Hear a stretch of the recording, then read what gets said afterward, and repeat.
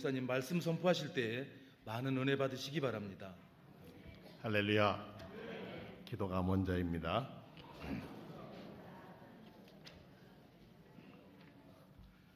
꽤 시간이 오래 흘렀습니다만은 제가 학창 시절에 우리 학생부나 청년들이 모여서 토론하는 걸 즐겨했습니다. 성경의 어떤 문제를 놓고 토론했는데 그때 아주 대표적으로 찾아오는 것은 믿음이 먼저냐 행위가 먼저냐 하는 이야기였습니다.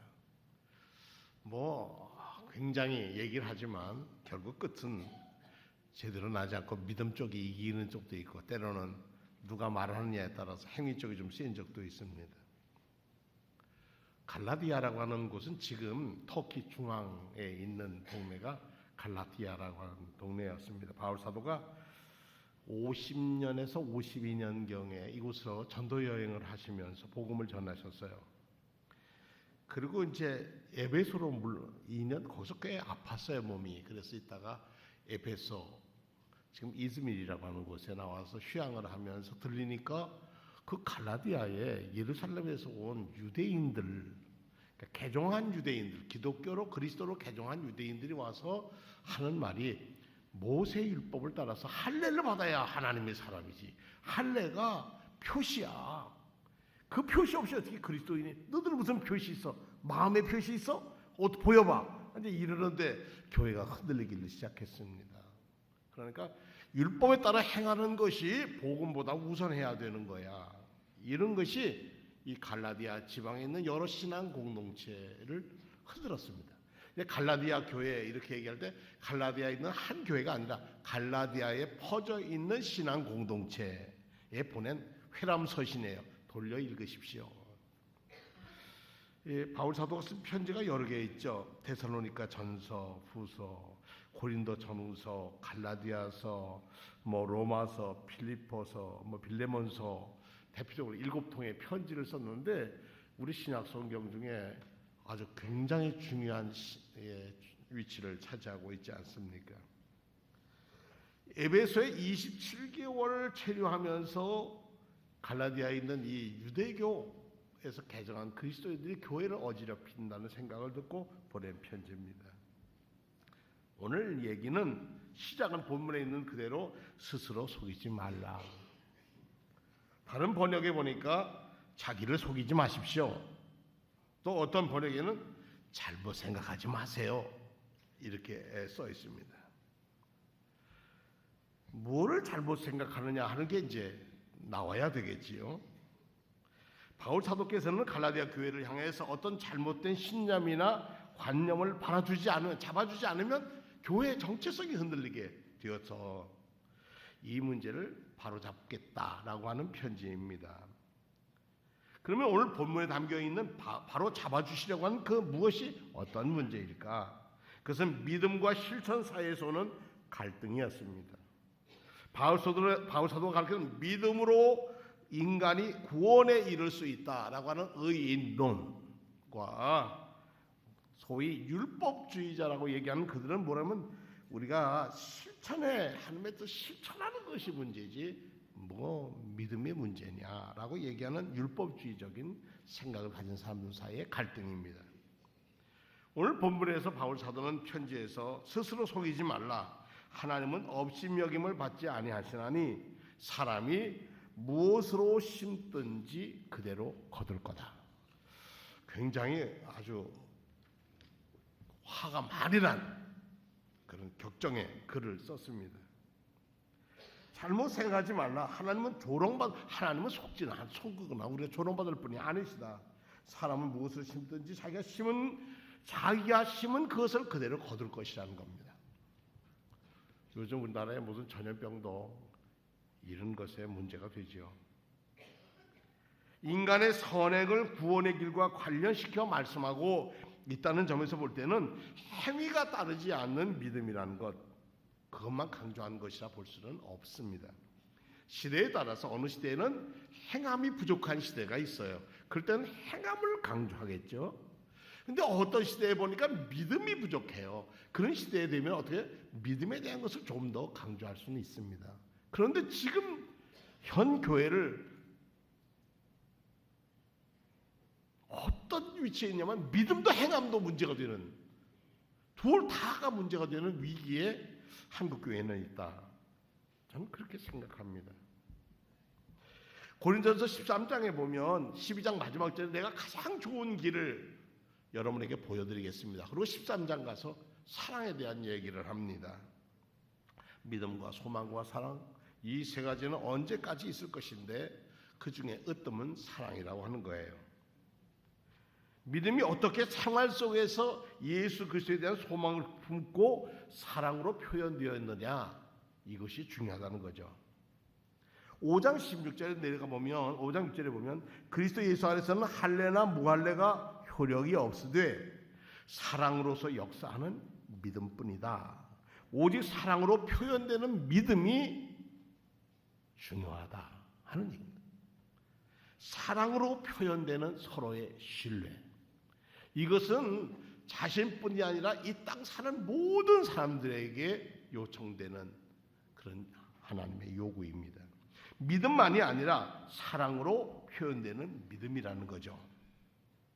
오늘 본문에도 잘못 생각하지 마십시오. 하나님은 조롱받으실 분이 아니라 율법을 만든 그 하나님, 율법을 주신 하나님을 속이려 하지 마라. 사람이 무엇을 심든지 너희가 하고 있는 행위가 너희의 발목을 잡고 있지 않냐. 그러면서 무슨 율법, 그것이 할례가 우선된다고 얘기하느냐, 이런 뜻이지요. 갈라디아 교회에는 분명히 믿음만이 구원의 문제를 해결할 수 있다는 거 믿는 이들, 행함은 뒷전이고 그들의 문제에 행함은 뒷전이고 그냥 믿음, 마음에 믿기만 하면 구원받는다라고 하는 사람들도 있겠죠. 요즘도 그렇습니다. 많은 믿음만이라고 했을 때 그 의미는 마치 실천적인 행위가 전혀 필요 없는 마음만의 긍정, 예스, 이것이 믿음이라고 착각하는 이들이 있습니다. 입술로서는 예수 그리스도를 주님이라고 신앙 고백을 하지만 그 고백이 구원에 이른다고 믿는 사람들, 자기의 행함은, 자기의 생활은 그런 관계가 없다는 거죠. 이런 이들이 있었다는 거죠. 이런 이들이 있으니까 율법주의자 하는 사람들이 너희들의 사는 모습이 마땅치 않다, 그러니까 할례가 나오고 그러니까 율법을 지켜야 한다는 말이 나왔던 겁니다. 이런 문제는 비록 갈라디아 교회만 국한되는 게 아니지요. 오늘 하여튼 기독교가, 교회가 생긴 이래 이 문제는 언제나 우리에게 우리 화두로 우리 자신을 돌아보게 하는 그런 문제입니다. 우리 마음 깊은 속까지 침투해서 고정관념으로 자리 잡고 있는 것이 믿음으로 구원받는다. 아멘. 저도 그렇게 믿습니다. 근데 믿음으로 구원받는데 누구를 믿는 믿음이에요? 예수 그리스도를 뭐로 믿는? 주님으로 믿는 믿음으로 구원을 받습니다. 근데 예수 그리스도가 사신 것과 내가 산 것과 전혀 다르다면 그건 믿음이 아니라는 거죠. 우리가 믿음으로 고백한다, 입으로 시인해서 구원에 이르는 것은 우리의 삶 속에서 예수 그리스도의 삶이, 예수님의 삶이 묻어나와야 되고 그 향기가 드러나야 한다는 것입니다. 사람이 무엇으로 심든지 그대로 거두리라.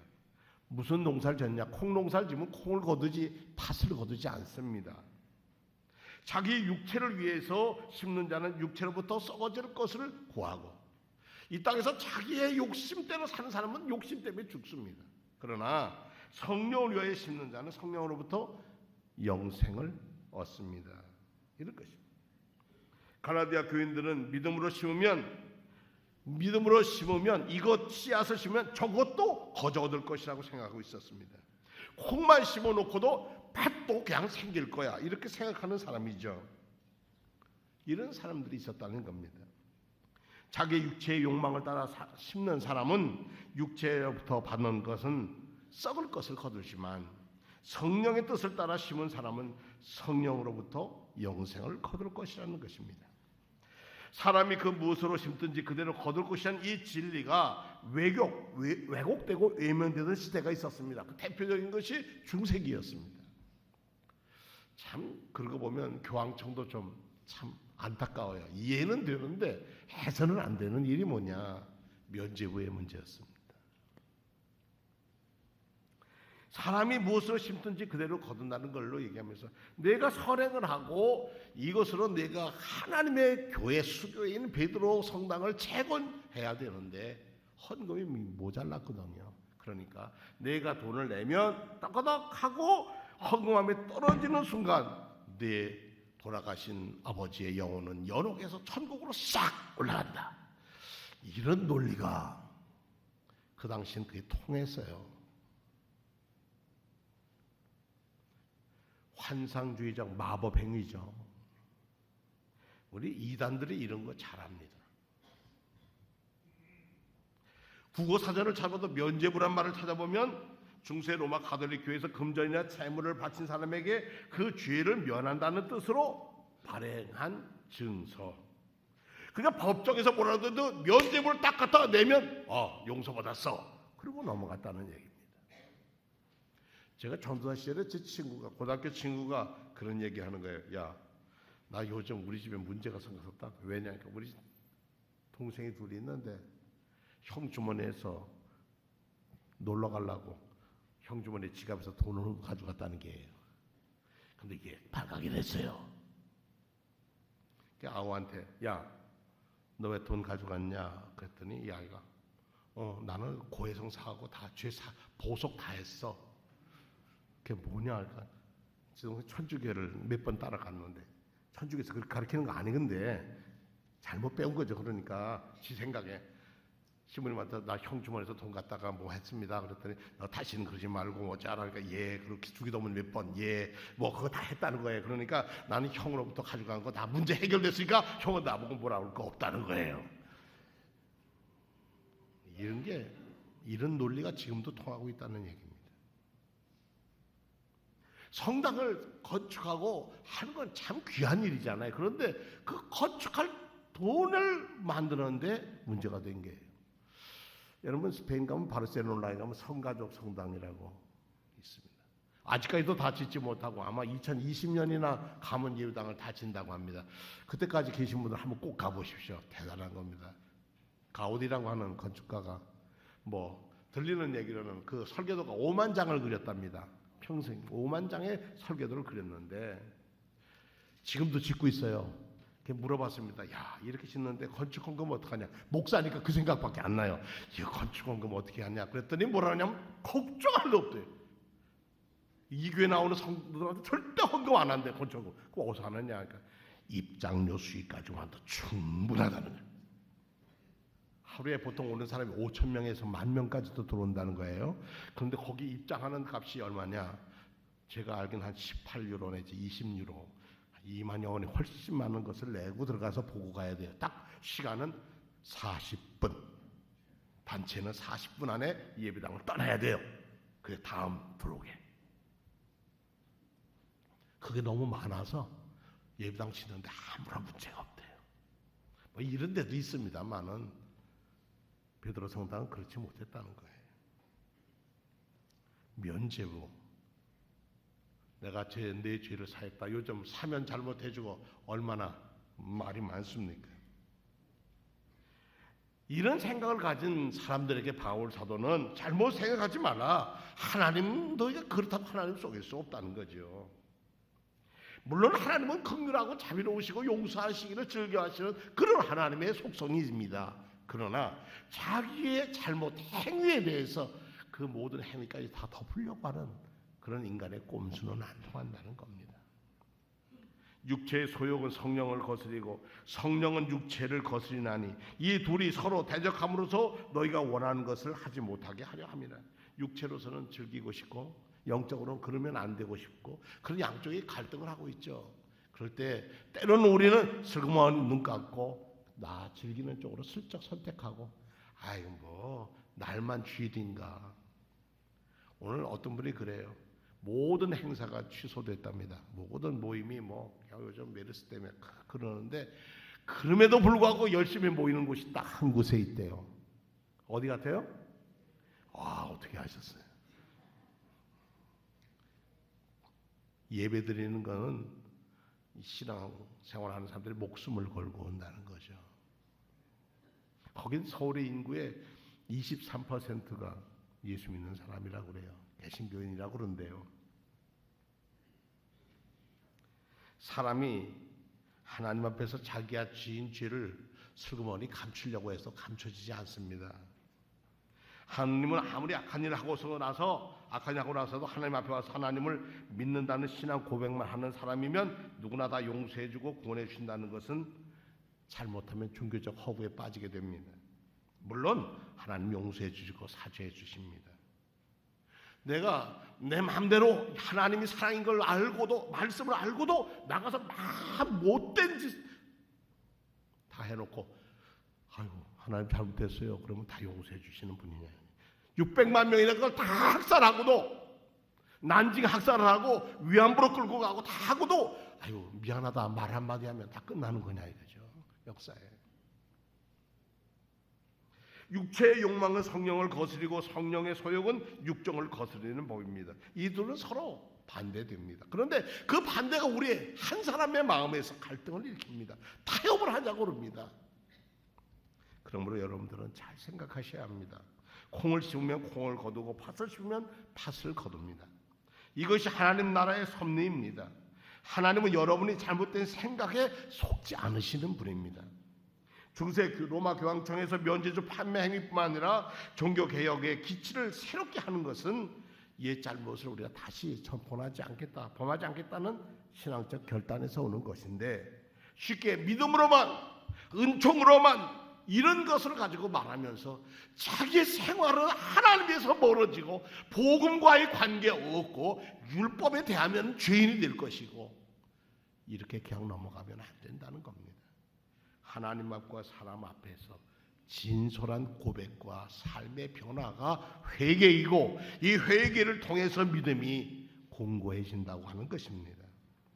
그래서 말 속에서 이 은총으로만, 믿음으로만 이라는 허구에 감춰진 자기 자신을 숨겨놓고, 나를 조금 숨겨놓고 나머지는 조금 회개하면서 나 이렇게 했어요, 손끝 털었어요, 손 씻었어요 이런다고 해서 해결되는 것은 아니라는 겁니다. 면죄부가 구원을 보증하는 천국 가는 티켓도 아니고, 우리가 하나님 앞에서 드렸다고 하는 것, 우리가 무슨 무엇을 만드는 교회가 구원의 자동 판매기도 아니고요. 편하게 믿고 무슨 일을 하든지 나중에 회개하면 된다, 이런 잘못된 생각은 하나님을 조롱하는 것이에요. 입술로만 하는 임경면적인 신앙에서 벗어날 때가 됐다는 겁니다. 오늘 우리가 하는 모든 일에 하나님 보시기에 어떠하든지, 주님이 보시면 어떻게 생각할런지 한번 생각하고 상대방의 입장을 한 번 더 마음을 헤아려 보면 훨씬 우리는 덜 죄를 짓게 된다는 것입니다. 저희 감리교에 잊혀서 안 되는 1903년 원산 대부운동을 일으킨 알렉산더 하디라고 하는 의사가 토론토 대학에서 의과대학을 공부하고 8년 동안 선교 훈련을 한 다음에 한국에 왔습니다. 왔는데 자기 선교를 도와주던 카나다 교회가 포기하는 바람에 남감리교회의 선교사로 원산에서 봉사했습니다. 한국에 오니까 열악해서 아이가 1살짜리 여기 나자마자 죽었고, 둘째 아이도 며칠 살지 못하고 세상을 떠났어요. 두 딸을 양화진에 갖다 묻었습니다. 참 묻는 그 당시의 선교사들은 참 그랬어요. 그러나 그가 아무리 천도해도 되질 않는 거예요. 1903년 8월 24일부터 30일까지 미스 MC 화이트라고 하는 선교사가, 중국에 있는 선교사가 와서 거기 원산의 주변에 있던 7명의 선사를 놓고 사경회를 했어요. 기도하다가 성령께서 우리의 마음을 두드리십니다 라고 하는 말에 아레이 하디는 무너졌습니다. 자기가 가지고 있던 많은 생각들을 꺾어버렸습니다. 내려놨습니다. 그리고 자기가 가지고 있던 민족적 우월감, 백인이라는 자랑감, 하나님의 능력을 의지하기보다는 자신의 의수를 믿었던 생각들을 내려놓고 원산 감리교회에 가서 이 주일날 예배 가서, 여러분 제가 여러분들에게 드릴 말씀이 있습니다. 저는 죄인입니다 하고 고백을 합니다. 이렇게 고백합니다. 저는 성령이 내 안에 충만하게 내재하심을 경험했습니다. 나의 부끄러움과 교만과 완악한 마음과 믿음의 부족함과 모든 잘못을 하나님과 여러분들 앞에 자복합니다. 저는 이런 자복은 회중에 이런 자복이 그것을 듣고 있던 성도들의 가슴을 울려버리고 말았어요. 그리고 함께 기도했는데 성령의 놀라운 뜨거운 불같은 역사가 휘감았습니다. 이것이 이어져서 평양 대부흥의 불씨가 되어서 한국 교회에 그 당시에 우리 코리안 프레이어 그러면 세계에서 한국 어떻게 무슨 기도합니까? 코리안 프레이어 그러면 통성 기도하는 거예요. 통성 기도라는 것이 한국 교회의 전통으로 남게 됐습니다. 이런 회개 운동을 그냥 그 기도하고 끝난 게 아니라 이것이 절제 운동으로 이어지는데 1907년 조선인의 경제적 궁핍과 건강의 문제를 저해하는 요소로 뭐가 한국교회 조선인들을 괴롭히냐? 음주. 두 번째는 흡연. 세 번째는 도박. 네 번째는 첩을 두고 사는 축첩. 이것이 한국교회 조선인을 망치는 거라서 금지. 우리 예수 믿는 사람은 이거 하는 거 아니야. 그리고 종교 강령을 만들었는데 예배 참석, 주일 성수, 효도, 인가기도, 온 가족이 함께 믿는 것, 근면, 정직, 술, 도박, 아편 금지. 지금은 아편은 우리나라가 엄히 다스리니까 없습니다만 당신은 이 아편이 얼마나 심했는지 모르겠다고. 이것이 이어지면서 1905년이죠. 을사늑약이 생긴 이후로 이 조선 우리가 빚이 많아서 그렇다 그래서 우리 국채보상운동으로 이어집니다. 우리 교회도 이 경기도에 국채보상운동의 본부가 우리 교회가 있었습니다. 이것을 앞장서서 성미로 아껴 쓰고 이웃을 나누는 것을 한 것이 감리교회와 장로교회 여성들. 지금도 그 모임이 있는데 절제회라고 하는 이름으로 남아 있습니다. 한 사람의 회개, 서양에서 온 선교사의 회개, 그 회개 앞에 한국교회는 새로워졌습니다. 1906년 5월 24일 웨슬리 회심 기념일날 기독교 대한감리회는 그 어려서 한 살의 어린 나이에 죽은 그 하디 목사의 두 딸의 무덤 위에 이렇게 비석을 세웠습니다. 감리교회 하디 선교사는 1903년 원산 부흥운동의 위대한 불씨를 지폈던 사람이다. 당시에 불길이 점점 번져 1907년 평양 대부흥 운동을 촉발시켰으며 마침내 한국교회 전체로 확산되었던 영적 대각성 운동을 이끌어낸 주역이 되었다. 이제 한국교회가 하디 선교사는 위대한 평양 부흥 운동 100주년을 맞아 다시 영적 대각성 운동의 불길을 사모하고 한국교회가 그가 이 땅에 남기고 간 사랑하고 사모하는 두 딸의 흔적을 기억하면서 이 사랑하는 비를 세워 역사의 뜻을 기리고자 한다. 그리고 비석 위에다 이렇게 파서 조금 더 큰 파서에서 하디의 얼굴을 그런 동상을 그려 넣었습니다. 2006년 5월 24일 기독교 대한감리회가 기린다라고 만들었습니다. 오늘 잘 생각해 보십시오라는 말씀을 드리는 건데 그것은 나의 잘못은 바로바로 회개하고 생활을 고쳐야지 입술로만 회개하는 것은 진정한 회개가 아니라는 말씀을 드리려는 겁니다. 그러나 행하지 아니하는 믿음은 결국 그 믿음은 죽은 믿음이라고 말씀하신 것을 우리는 꼭 기억해야 합니다. 이렇게 믿음 안에 사는 사람은 바울 사도가 그가 고백하며 이런 얘기를 합니다. 저는 참 곤고한 삶입니다. 이 사망의 몸에서 누가 나를 구원해 주겠습니까? 그러나 우리는 이 모든 일에 우리를 사랑해 주시는 그분의 힘을 입어서 이기고도 남습니다. 나는 확신합니다. 죽음도 삶도 천사도 권세자들도 현재일도 장래일도 능력도 높음도 깊음도 그 어떤 피조물도 우리를 우리 주 예수 그리스도 안에 있는 하나님의 사랑에서 끊을 수가 없습니다. 믿음, 사랑으로 표현되는 믿음, 그것이 오늘 이 시대에 우리가 저와 부족한 저와 여러분들이 함께 고귀한 가치로 품고 살아내야 할 과제라고 하는 것입니다. 믿음으로 표현된, 사랑으로 표현되는 믿음. 믿음이 여러분의 삶에 실제적으로 이루어져서 생각할 때마다 이거 주님의 뜻일까? 어떤 일을 행할 때 하나님이 기뻐하시는 것일까? 한 번만 생각한다도 우리는 믿음 안에서 놀라운 역사의 주인공이 될 줄로 믿습니다.